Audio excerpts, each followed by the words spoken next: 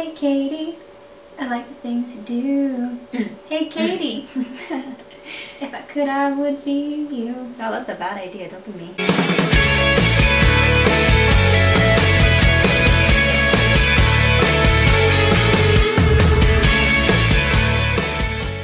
Hey guys, I'm Sky. And I'm Katie. And this is The Honesty Issue. Today, we're going to be talking about recovery, specifically our own individual recovery as requested. And we're going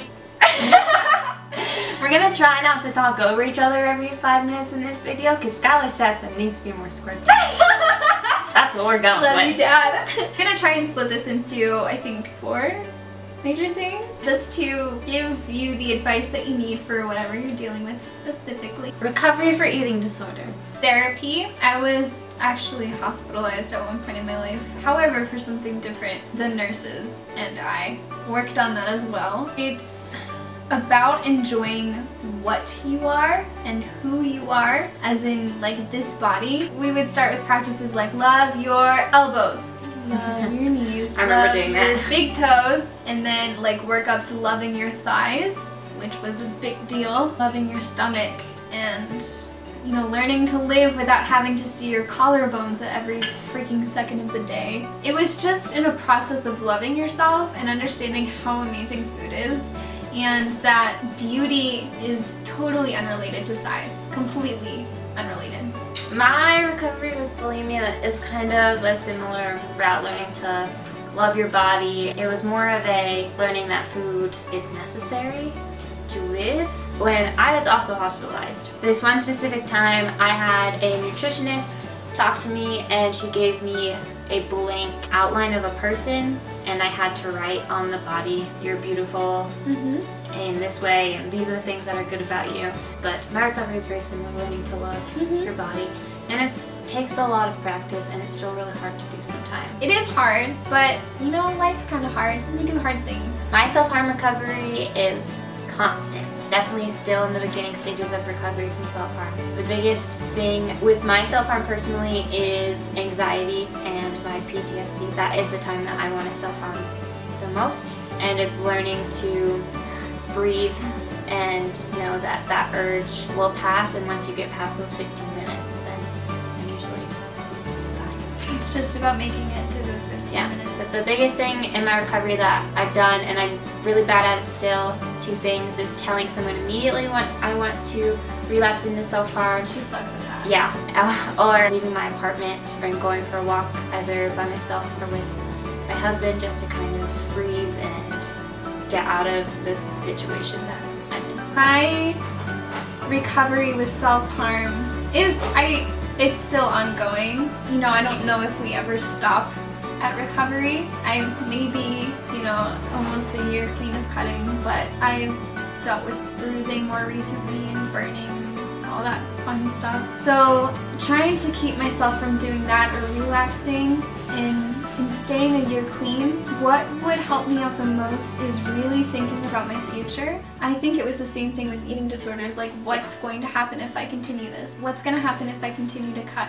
Like, am I showing, you know, my future family that this is okay? What friendships am I going to lose? It's hard to really plan for the future if you're not going to be there. I'm already trying to prepare myself for how I'm going to explain my scars to my future children. There's going to come a time when they go to school and they're going to realize that not everyone has scars all over their body, and then I'm gonna have to have a conversation with my son or daughter about why mom has scars everywhere. And I also don't want my kids to ever walk in on me cutting, or I don't want them to be worried about me. Recovery from trauma is lifelong. And that's not to say like you're gonna deal with this for the rest of your life. Like, there are better days than others. You don't even think about it like hardly ever, and then there are days where you think about it constantly. And I think the biggest thing with recovery from trauma is really remembering the good days. Our brains are so quick to go to the worst. Yeah. Recovery from trauma, it's hard and it's exhausting,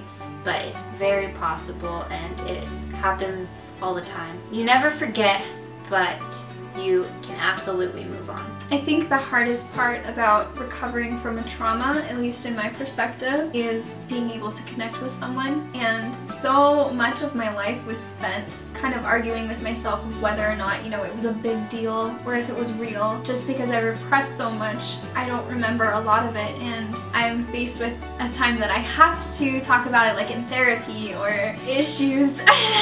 It's hard to talk about because I don't remember a lot of it. It's just better to have someone just to sit down with you and say, this was real, the abuse that you went through was real, and you survived it. Surviving the abuse was terrible, and it probably won't ever leave your mind, although it may come up less frequently. The point is knowing that you're in a safe place now. You don't have to relive that same day over and over and over. Also remember that flashbacks and all of those things, while they're hard, they're not real. While the abuse was real, the flashbacks and the nightmares you're having aren't a reflection of where you are in your life. And I think that's really important. You're already past that. Drugs and alcohol. I was really fortunate that I didn't dive too much into drugs and alcohol. There were plenty of times where I used them as an escape instead of cutting or instead of planning on ways to die. You just want a time where you're not thinking.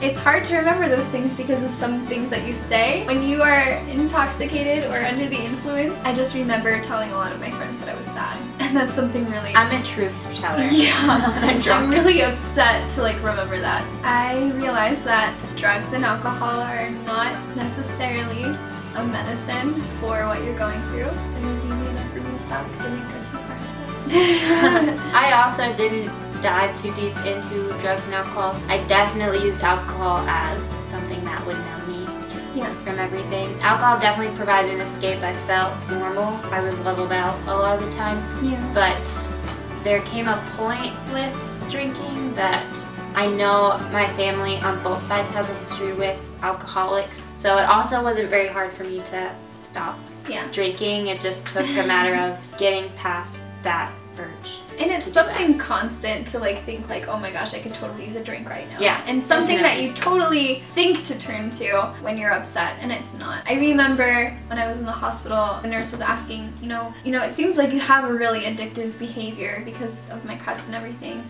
How come you never went to alcohol or drugs? And I was like, well, I did. I just didn't get lost in it as much as I did with cutting. I know that because, you know, we have addictive behaviors, that could have been a mess. Something I was told often when I was in the hospital or in therapy, like I get addicted to things very easily. Me and Skylar both have very addictive personalities, and I honestly think we got very lucky that we didn't. Very lucky that we didn't get too far into drugs and alcohol. Not too far. But the point is, do what's good for you. We hope that our recovery stories have helped you in any way if you are looking for a way out. Know that Skylar and I, while we still struggle, we are living, breathing examples that you can absolutely make it out alive and you can live as close to a normal life. Semi-normal life. You can. Yes. And recovery is an everyday choice. Yes. You have to wake up and choose recovery. Recovery doesn't take a day off. We love you. We do. If you guys have any video requests or have any questions, comments, concerns, anything like that, you can either comment below. We have Twitter, Facebook, Tumblr, email. Oh yeah, email. All of those links are in the description box below. Also, we have shirts. We have merch! So you should go get it. Mine hasn't come in yet, but I'm gonna wear it. We will see you next time. 1, 2, 3. Crushed it. Outfit change. And here's a Skylar. Stop it. Oh my